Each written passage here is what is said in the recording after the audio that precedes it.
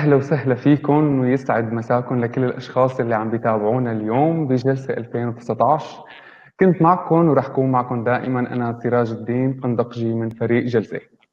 جلسة هو عبارة عن مشروع بيهدف لزيادة الوعي عند فئة الشباب لمواضيع مختلفة، منها الصحة، الجندر، ريادة الأعمال والتكنولوجيا. مشروع جلسة ينفذ بدعم من صندوق الأمم المتحدة للسكان وبالشراكة والتعاون مع شركاء سوريين محليين. اليوم جلستنا مميزة بالفكرة ومميزة بالضيف. المرأة والقيادة، شو هي الصفات الأساسية اللي يجب أن يتحلى بها القائد بشكل عام؟ شو هي القصص يلي بتوقف بطريق المرأة لحتى توصل لأن تكون قائد ومؤثر ضمن المجتمع، وكيف تقدر تتخطاها؟ شو هي اللي بيمنع من أنه تكون المرأة ضمن المجتمع شخص مؤثر؟ هي الأفكار وأفكار تانية كثيرة رح نناقشها اليوم مع خبيرة التدريب الرائعة الكوتش كريستينا كشر، خبيرة تدريب وتواصل مختصة بالتدريب الإداري وتطوير القدرات. دربت إلى اليوم أكثر من 165 شركة ووزارة ومنظمة في سوريا ولبنان، حاصلة على 3 جوائز عالمية من النمسا، تونس ومصر في التفكير الإداري المبدع. تم اختيارها من قبل مجلة الاقتصاد ضمن لائحة 60 امرأة سورية حديدية لعام 2011. تم تكريمها من قبل رئيس جامعة دمشق والرئيس الأمان السورية للتنمية لعام 2013 لجهودها بالتطوع. أول عربية يتم ذكر قصة نجاحها ضمن قصص النجاح العالمية في موقع بلو أوشن ستراتيجي لعام 2017 إلى جانب خبراء عالميين كتار. يسعد مساكي كوتش كريستينا. مساء الخير سراج، وبحب أشكرك كمان. أنا بحب أشكر إدارة وفريق جلسة، هالفريق الديناميكي يلي كان محترف جدا بالتنسيق معي، وفعلا أنتم قيمة مضافة للفكر وللتصرف تبع الناس يلي قاعدة ببيوتها، الناس يلي عم تشتغل، الطلاب إن كانوا بالجامعات، الطلاب إن كانوا بالمدارس. ففعلا اختصرتوا المسافات. وكمان بحب ضيف للنبذة يلي ذكرتها عني بيان مهمتي، الميشن ستيتمنت تبعي، لأنه أنت قلت لي قوليها أنت تماما. تطلع معك فعالة أكثر. أكيد تطلع أحلى. فبيان مهمتي أن أكون صانعة التغيير في الحياة العملية والشخصية للناس، لأساهم بالتطوير الفعال داخل وخارج سوريا. وبحب أذكر كمان ناحية من قبل ما أستقبل الأسئلة منك. في سؤال عن القيادة، عن الليدرشيب، كتير شاغلهم للناس. هل القيادة خلقية أم مكتسبة؟ هلأ الدراسات وآخر الدراسات لكذا سنة لورا أثبتوا أنه القيادة تلتا معنى بيجي بالولادة خلقي، وتلتينا هو بنكتسبه كمهارات. فحبيت أقول هي المعلومة وهي الفاكت قبل ما استقبل منك أول سؤال. عظيم عظيم، شكرا كثير لك كوتش كريستينا. خلينا بالبداية لكان نطرح هيك مثل سؤال على الأشخاص اللي عم يحضرونا لنشوف رأيهم. هل تعتبر نفسك قائدا في مجتمعك؟ خلينا نشوف. طلع هلا الأسئلة عندكم لكل الأشخاص اللي عم بيتابعونا، فيكم تشاركوا ضمن هذا الاستبيان، وفيكم كمان تقولوا لنا الحكي تبعكم. أي سؤال حابين تنقلوه للكوتش كريستينا، حابين نطرحه هون ضمن الأفكار تبعنا، فيكم تقولوا ضمن الشات. خليني انتقل معك كوتش كريستينا للسؤال الأول. نحن ضمن هالمجتمع، ضمن هالعالم كله، شو هو أو شو هي الصفات الأساسية يلي يجب أن يتحلى فيها القائد بشكل عام؟ يعني ما ضروري الامرأة أو الرجل، القائد بشكل عام، شو هي الصفات الأساسية اللي بده يتحلى فيها؟ ماشي. هلا قبل بحب أقول التعريفات الأكثر قربا لإلي عن القيادة، يعني يلي أكثر شيء بلاقيها مهمة وقريبة لإلي، بحب أتشارك فيها قبل ما نحكي، وبعدين ننتقل للصفات العامة للقائد. عظيم. أنا أقول القيادة هي المسؤولية، هو إنه الواحد يكون مسؤول بشكل كامل. فالقيادة ما بتتعلق بالرتبة ولا بالمناصب ولا بالمزايا. القيادة هي إنه نكون مسؤولين عن مهماتنا الحياتية، مهماتنا العملية، مهماتنا الوظيفية. وبرجع بقول من أحلى الجمل يلي أنا بحب أحكيها عن القيادة هي إنه نقول القيادة بدون مناصب. يعني ما ضروري القائد يكون عنده منصب على البزنس كارد تبعه، ما ضروري القائد يكون مدير قسم، رئيس قسم، مدير عام شركة، رئيس مجلس إدارة شركة، ما ضروري القائد يكون هو قائد فريق كرة القدم، المدرب تبعهم يعني، أو رئيس النادي. هذا كله تلاشى بالسنوات الأخيرة. رجعنا بمفهوم القيادة للبساطة الفعالة. فأي شخص ممكن يكون قائد إذا عرف يكون مسؤول عن قيادة الأمور، وعرف يقود أولوياته بالحياة وبالعمل. وبحب أقول عن القيادة إنه هي علم وفن التأثير على الآخرين. الحضور بيعرفوا اللي عم يشوفونا هلأ قد ايه مهم القائد يأثر. والقادة ما بيسألوا أنفسهم شو بدي أعمل، بل بيقولوا شو لازم ينعمل وكيف بقدر اترك أثر. بس أهم تعريف عن مفهوم القيادة الحديثة لإلي هو مهمة القادة مانا إنه يخلقوا أتباع، بل إنه يخلقوا قادة حواليهم جدد وآخرين. هلأ بنجي للصفات العامة اللي أنا بلاقي من خلال خبرتي وتجاربي القائد لازم يتحلى فيها. أول صفة إنه يكون مقنع ومؤثر، وأنا بلاقيها أهم صفة. القائد إذا ما كان مقنع ومؤثر يروح يشوف شيء غير القيادة. الحدس بحرف السين، الحدس كتير مهم ينمي الحدس ويكون قوي عنده للقائد. بده يكون عنده تواصل فعال وقوي على المستويين الجماعي والفردي. وأهم ناحية بالتواصل هي الإصغاء الفعال. القائد يلي عنده كل الصفات العامة للقيادة وما عنده الملكة والمهارة تبع الإصغاء الفعال كمان بلا ما يكون قائد. محفز وملهم، ملهم وبيضل ينصح المجموعة اللي حواليه، القادة اللي خلقهم حواليه باستمرار. استراتيجي كتفكير، استراتيجي كرؤية، بيملك ذكاء عاطفي اللي بنقول له الايموشنال انتليجنس، الاي اي، وبيتحمل المسؤولية وبيتحلى بالشجاعة. أكيد ما بدنا ننسى موضوع الأخلاقيات والنزاهة. وبدي أنهي بصفة كمان نادر ما أسمع الناس أو نادر ما أقراها بالكتب لما نقرأ عن القيادة. بده يكون خبير بمجاله القائد. فشو استفدنا إذا ملك كل الصفات السابقة وما كان خبير بمجاله؟ تماما فعلا. يمكن في نقطة في مرة قريتها بكتاب بتقول إنه القائد لحتى يكون عن جد، يعني لحتى يتحلى بهي الصفات لازم يعطي الأشخاص اللي عم يشتغل معهم ثقة، لحتى هن يوثقوا فيه، لحتى ترجع له بالطريقة الصحيحة. كثير مهمة كمان هي النقطة. بما أنه نحن بلشنا بقصص الصفات اللي عند القائد، شو هي القصص أو شو هي الأمور يلي ممكن توقف كعقبات عند المرأة لحتى تكون قائدة ضمن مجتمعها، لحتى تكون مؤثرة ضمن المجتمع، وكيف المرأة بتقدر تتخطاهم هدول الأمور في ظل، يعني في ظل أفكار محددة ضمن المجتمع، في ظل تقاليد محددة. هون سراج أنا عنا نوعين، بدي ميز بنوعين من التحديات. الظروف القاهرة هون ما رح أتناولها بجوابي، والنوع الثاني هي التحديات يلي أغلبها المرأة هي عم تحطها لحالها، هي عم تحط الحواجز. عم نستغرب كيف المرأة هي اللي عم تحط قيود فكرية أو قيود بالتصرف لنفسها. مثلا ما في أي قانون ببلدنا سوريا بيمنع المرأة تشتغل بأي مجال.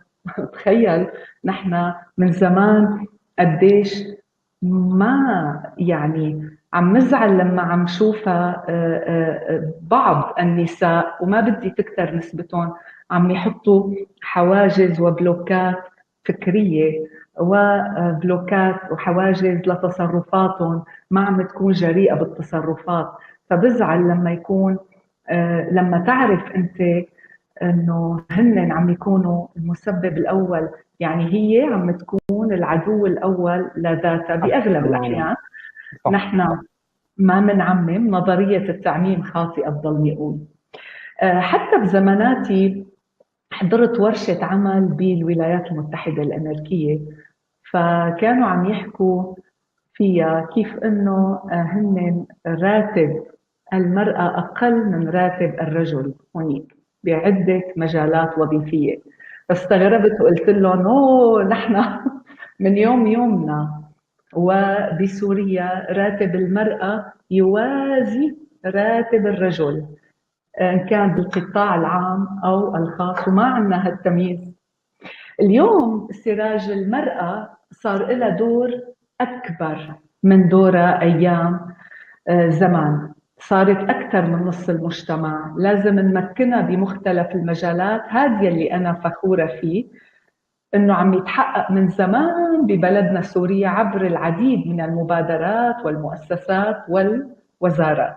فسوريا بلد عربي حضاري من ناحية تمكين المرأة. هلأ سألتني كمان بالشق الثاني إنه كيف نحن ننصحها تتخطى هي العقبات والتحديات.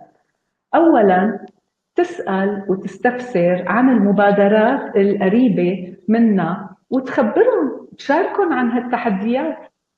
ثاني شيء تضل متابعة لهالمبادرات، تتجرأ تاخذ قروض من الجهات المعنية ولا تفتح مشروع الصغير أو مشروع المتوسط أو مشروع الكبير.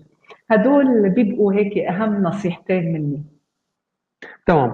طيب حسب خبرتك كوتش كريستينا، وحسب القصص اللي كتير عملتيها بحياتك والإنجازات اللي أنت خضت فيها، شو هي الصفات اللي لازم تتحلى فيها المرأة بخصوص لحتى تكون قائد ضمن المجتمع؟ مو بشكل عام، المرأة خصوصا في صفات محددة يجب أن تتحلى فيها لحتى تقدر تتجاوز هي العقبات اللي عندها.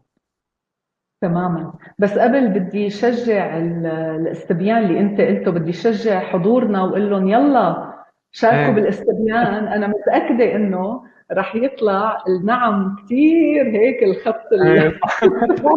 واللا صح. يمكن يا يكون صفر يا يكون هيك، لانه صح. السوريين قادم اكيد. الفطره. ايه. اكيد. اكيد. طيب من خلال الدورات يلي بدربها بالمؤسسات العامة والشركات الخاصة يلي صاروا لليوم أكثر من 165 مثل ما أنت ذكرت، ومن خلال احتكاكي ومعرفتي بالكثير من النساء المجتمعيات كمان كربات بيوت إلى آخره، بلاحظ وبفرح إنه النسبة الأكبر منهم تتحلى بالروح القيادية. طيب شو هي الصفات المشتركة بيناتهم لكل هدول؟ مثل ما قلت، إن كانت ست بيت، لأنه أنا مؤمنة إنه ست البيت هي قائدة لكن هي قائدة لعائلتها، قائدة لمصروف البيت، قائدة صح. بتدير أولوياتها، قائدة لمهامها اليومية بالبيت، قائدة بحنيتها باهتمامها. فبرجع بقول القيادة من دون مناصب، leading without title.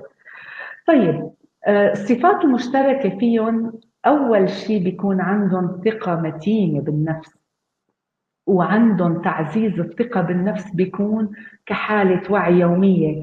يعني كيف كل يوم بفرشوا أسنانهم، كيف كل يوم بغسلوا وجههم، كمان هيك كل يوم بيعززوا الثقة بالنفس وبيهتموا فيها عبر تقنيات بسيطة ومجانية. بس كمان الثقة بالنفس جواتهم لهدول النساء القياديات بتلاحظ انه عندهم صار عادة بتمتينها وتعزيزها. ثاني شيء لاحظته كصفة مشتركة، لاحظت انه هالنساء القياديات بيملكوا ذكاء عاطفي ذاتي ومو بس ذكاء اجتماعي، وبتكون محفزة للآخرين إن كانوا عائلتها، إن كانوا المجموعة اللي هي مسؤولة عنها، وإن كانوا أصدقائها. فهي محفزة، ملهمة، بتلاقي بس تتركها السيدة يلي عندها روح قيادية، طالع انت من الغرفة بتضلك بتفكر فيها، بتضلها هي تاركة أثر عندك. عندهم تواصل وعندهم إصغاء فعالين، وبتملك روح المبادرة والجرأة إن كان بالتصرف أو بالاستفسار والسؤال، وكتير بتكون ذكية باقتناص الفرص. حلو، حلو كثير الحقيقة. طيب في فكرة من عام 1998 لعام 2000 كان في 550 جائزة نوبل بالعالم، 11 جائزة فقط هي كانت للنساء. فيعني ضمن المجتمع أو ضمن العالم كله بتحس إنه فهمت المرأة دورها غلط، يعني هي فهمت عليها، وهي بالنهاية قبلت ورضيت فيه طواعية لدورها ضمن المجتمع، صح أو لا؟ طيب شو هي الطريقة اللي يعني اللي حتى المرأة ترفض هذا الموضوع، لحتى تطلع من هي الدائرة اللي هي فرضت عليها؟ تمام، بس قبل ما جاوبك عم بتطلع هلا منجاوب عنا هون الأسئلة كمان يلي عم صح، هاي يبعثوها الحضور. أكيد أكيد بحب سراج جاوبك قبل على سؤالك أكيد. وبرجع هلا باخذ ناخذ الأسئلة بنهاية الجلسة، نسألهم الأسئلة اللي عم تجينا. أكيد. ممتاز. ايه، بحكم عدة عوامل وظروف العديد من النساء فهموا دورهم بشكل خاطئ بالمجتمع وقبلوا فيه، وافتكروا انه هذا هو سقفهم بالانجازات وبالمساهمة بتطوير المجتمع. لا تخرج من هالإطار بنصحها بالتالي تتعلم من تحديات الماضي وتقلبهم لفرص، لتوسع إطار أهدافها وترافق ناس أذكى منها وتتعلم منهم. بيقولوا لك إذا أنت أذكى شخص بالمجموعة غير المجموعة. إيه، شو بدنا نضلنا أذكى الناس بمجموعتنا؟ بدها تكون ترافق ناس أذكياء تتعلم منهم، بدها تقرأ بكثافة، بدنا نقرأ 4 كتب بالشهر، كل أسبوع كتاب. هي نصيحتي للمرأة لتطلع من هالإطار، وبدها تحضر دورات عن مجالات عديدة بالتطور الشخصي. سوريا معروفة فيها مراكز تدريبية عديدة بجميع المحافظات. بجميع المحافظات، أنا عاملة دراسة موجود بأي محافظة سورية في مراكز. اسألي شو في دورات، شو في أي دورة بتلبق لشخصيتك، حاكيهم، سجلي فيها وخدي شهادة فيها، طوري حالك، خليكي مهووسة بتطورك الشخصي. تمام. خلينا كان ننتقل للسؤال يلي جايينا من أحد ضيوفنا، بتقول لك شو رأيك بالخطوة الأولى يلي اتخذتها المرأة السورية بقيادة باص نقل داخلي، وبرأيك ممكن تنجح الامرأة بهالمجال المتعارف عليه إنه ذكوري ومستهجن بمجتمعنا؟ يعني ممكن السؤال يتاخذ بالصورة الأكبر له، في حال كانت المرأة جربت إنه تشتغل بعمل صفته ضمن المجتمع إنه هو عمل ذكوري، كيف ممكن هي تكون ردة فعلها ضمن المجتمع، وكيف المجتمع ممكن يرد يعني تكون ردة فعله؟ بذكر كمان لما كنت بورشة عمل بإحدى الدول الأوروبية، بنفس الوقت كنت قارية خبر عاملين مقابلة إحدى الجرائد السورية مع سيدة تدعى أم، هلأ خانتني الذاكرة، أم فلان. مم. فحاطين صورتها واقفة هيك جنب الميكرو وعاملة مم. هيك على التلفزيون على المخور طبعا الميكرو. وأنا وقتها طاروا ضبنات عقلي إنه إيه، ليش لا؟ فكانت عم تبين هذا السبب إنه إيه، أنا مشان عيلتي، زوجي متوفي أو كان زوجها مقعد من بعد حادث، في هيك شيء بتذكر تحدي كبير صار بحياتها، وهي اضطرت تعمل هي الخطوة أسوة بالرجال لتصرف على أولادها وتعلمهم بالنهاية. لكن حبتها هي لهي الشغلة. فرأيي أنه خطوة حضارية، وبدي أكثر من هي المرة بدي هني بلدنا القوانين ببلدنا، عطوها شهادة سواقة، عطوها رخصة سوق هالميكرو. إيه ليه لا؟ ليش لا؟ قد ايه بلدنا حضارية فيها تحديات، لكن أنا برفض قارن سوريا بأي بلد بالعالم، بأي بلد عربي وبأي بلد بالعالم، لأنه سوريا لها خصوصية. ف وبغار هيك لما مثلا نكون قاعدين بيقولوا لي المرة برا ما بعرف شو هون مثلا بالورثة مثلا بإعطاء الجنسية، بقول لهم ما تقارنوا. ليش ما بتقارنوا بالشغلات يلي نحن أحسن فيها من باقي بلاد عربية، اللي نحن أحسن فيها من برا بعدة مجالات. ايه وبدي اقول هي السيدة ام فلان، برجع بقول اللي ساقت الميكرو ابدا ما استهجنها المجتمع اللي حواليها، ساندوها بضيعتها او بالمحل اللي هي ساقت فيه، واحترموها وما عملوا تنمر عليها. كلمة التنمر البولينج يلي هو انه نتنمر على الشخص ونضايقه ونزعجه او نخليه يحس انه هو لا ينتمي الينا. فكمان الشعب عم يكونوا حضاريين باغلب الاحيان وعم يساعدوا المرأة. تمام، حلو كتير. خليني ما ننتقل لسؤال ثاني جاينا بيقول إنه كيف تقدر المرأة تواجه التحديات اللي بتمنعها من تحقيق ذاتها لما بيكون من المجتمع المحيط فيها؟ ذكرت من شوي شو المرأة كيف تقدر تواجه التحديات وكيف تطلع من هذا الإطار. أنا بحب المرأة تكون مبادرة. ميم بألف دال راء ت مربوطة. تمام مبادرة، تمام جريئة بالاستفسار، جريئة بالسؤال، جريئة بالمساعدة، جريئة بالمساعدة وجريئة بطلب المساعدة. شو فيها إذا المرأة حست حالها محتاجة مساعدة تطلبها بعيون ثابتة بصوت ثابت وبدقن مرفوع؟ مرحبا يا فلان، مرحبا يا فلانة، أنا محتاجة مساعدتك بهالقصة، بتقدر أو لا؟ بسيطة القصة، بس بريد قبل تكون النواة يلي جوا لنقدر نتجرأ بالاستفسار والسؤال، بريد قبل يكون عنا ثقة متينة بالنفس. وهي نصيحتي الذهبية يلي بريد المرأة تشتغل عليها. مثل ما قلت، كيف منفرش اسناننا كل يوم ونغسل وجهنا، كيف كل يوم نشرب مي، كل يوم بدنا نشتغل على تمتين الثقة بالنفس. إن كان تقول لنفسها المرأة عبارة تحفيزية كل يوم صبح تربطها بحركة، عبارة تحفيزية، يلا اليوم هو يومي وما حدا قدي، اليوم بدي حط راسي على المخدة المساء وما بدي يكون قايلة كلمة أف، ما بدي يعني اتدمر، اليوم بدي كون لطيفة، أعمل قيمة مضافة مثلا بعيلتي بمكان العمل. بدها تحط أهداف ذكية تلبق لها. كانوا الأهداف بنقول لهم سمارت، هلأ صاروا سمارتر. بآخر كذا سنة بالإدارة صاروا الأهداف سمارتر، يعني تحط أهداف ذكية تلبق لها. بدها تعمل حركة بركة، يعني بدها تعمل تمارين منتظمة.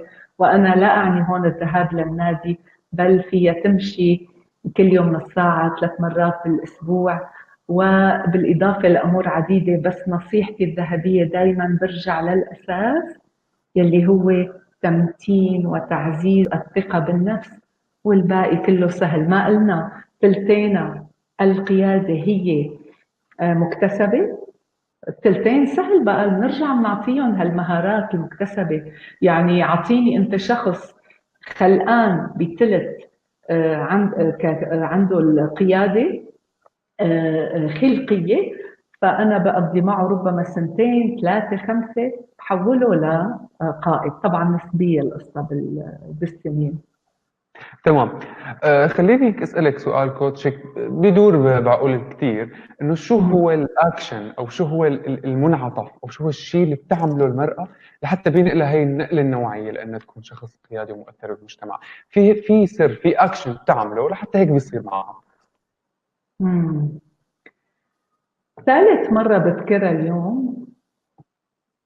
التصرف يلي لازم تعمله هو التحلي بالذكاء العاطفي، EI، الذكاء العاطفي. Emotional Intelligence. تمام، هو العامل الذكاء العاطفي. الأبرز لممارسة القيادة. أي أن تعرف تقود ذاتها وأولوياتها ومبادئها أولا لقيادة الغير بنجاح لاحقا. وبأنها تقود نقاط قوتها لتأثر بالمجتمع وتطور نقاط ضعفها في حال وجدت. فالمرأة بدها تقعد مع حالها، ما في حدا بيعرف نقاط قوته أكثر من ذاته. بدها تكتب على ورقة شو هن نقاط قوتي السنة الماضية، شو هن هالسنة زادوا نقصوا، تحولت نقطتين من نقاط القوة لنقطة ضعف. طيب اشتغل عليها لهالنقطة الضعف، بحثش عن سببها لحتى طورها قد ما فيي. وبدها تعمل المرة تركيز ليزري، ليزر فوكس على تبنيها لطباع وتصرفات فعالة. بدها تحاوط حالها بناس أذكى منها، مو بدنا نحاوط حالنا بناس سامين توكسيك بيبل يلي بيحجموا إنجازاتنا ويلي بيذكرونا بنقاط ضعفنا. تماما. يمكن نحن وصلنا لختام جلستنا اليوم. كوتش كريستينا، في نصيحة هيك حابة تنصحيها مرق الوقت بسرعة، صحيح. في حابة تنصحي نصيحة أنت هيك الأشخاص اللي عم يحضرونا بآخر جلستنا؟ هيك نصيحة صغيرة من الكوتش كريستينا. ايه تكرم عيونكم. أنا هي نصيحتي دائما بحكيها. تتعلق بالتطوير. شغلي هو بيتعلق بالتطوير، تطوير التصرفات وتطوير الفكر، تطوير العمل والإدارة عند الأشخاص. فأنا نصيحتي بقول مو بس حبوا تطوركم الشخصي، كونوا مهووسين بتطوركم الشخصي، قروا أكثر، احضروا دورات أكثر، شوفوا أفلام أكثر. الأفلام كمان مثل كتاب بس هو متحرك بصور ملونة، تتعلموا عبر كمان من الأفلام. رافقوا ناس بيؤمنوا فيكم، بيؤمنوا بشخصيتكم، ورافقوا ناس أذكى منكم من وقت لوقت. وبتشكر إنكم أخذتوا من وقتكم واستثمرتوا بإنكم تحضروا هاي الجلسة وتسمعوني. موفقين. شكرا كثير لك كوتش كريستينا. إذا الحدس والإصغاء الفعال من أهم الصفات التي يجب أن يتحلى بها القائد. الذكاء العاطفي هو العامل الأبرز للقدرة على القيادة. وآخر نصيحة منك وأحلى نصيحة كانت كونوا مهووسين بالتطوير الشخصي. شكرا كثير لك خبيرة التدريب كوتش الرائعة كريستينا كشر. شكرا لكل الأشخاص يلي تابعونا اليوم بجلستنا. أنا كنت معكم سراج الدين قندقجي من فريق جلسة. كونوا معنا بجلساتنا الجديدة الثانية وخلوكم متابعينا. هي الجلسة خلال 24 ساعة رح تكون موجودة على صفحتنا على الفيسبوك جلسة، وعلى الشانل قناتنا على اليوتيوب جلسة. فيكم تتابعوا جلساتنا السابقة وتختبروا معرفتكم من خلال اختبارات وكويزات صغيرة بتلاقوها على موقعنا الإلكتروني www.jalse.net. تقدروا من خلالها تشوفوا كل الجلسات اللي راحت عليكم وتحضروها وتربحوا كمان كادو صغيرة من جلسة. شكرا مرة ثانية كوتش كريستينا، وشكرا لكل الأشخاص اللي كانوا معنا. أنا سراج الدين قندقجي من مشروع جلسة. باي باي.